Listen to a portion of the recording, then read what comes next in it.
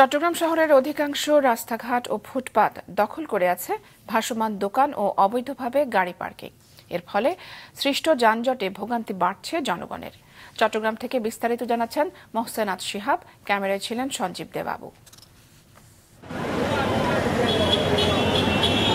এ দৃশ্য চট্টগ্রাম নিউ মার্কেটের পাশের রাস্তার। ভাসমান দোকান, ভ্যান ও অবৈধ পার্কিংয়ের ফলে পুরো রাস্তাটাই চলে গেছে দখলে। অবশিষ্ট সামান্য রাস্তায় লেগে আছে যানজট। একই দৃশ্য কাছের আমতলীতেও। সড়কের প্রায় ৫০ থেকে ৬০% জুড়ে ভাসমান দোকান ও অবৈধ পার্কিং।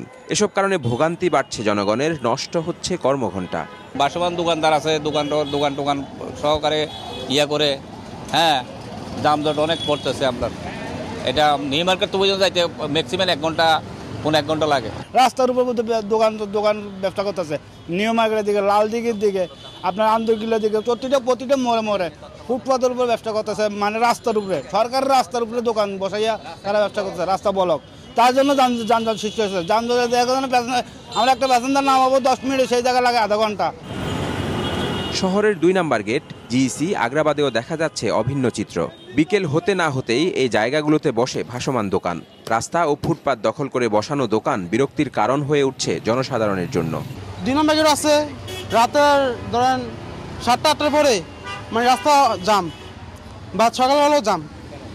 এই তো ফুটপাতের দোকানদার ভ্যানগাড়ি নিয়ে বসে থাকে, আবার অটো রিক্সা আছে। তো এগুলো নেতা কর্মীরা দখল করে রাখছে, এরা চাঁদা নিতেছে, চাঁদার মাধ্যমে এরা দখলে বসে।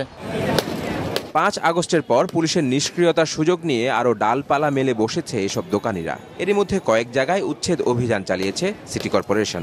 এ ব্যাপারে সবার সহযোগিতা চান নগর পিতা।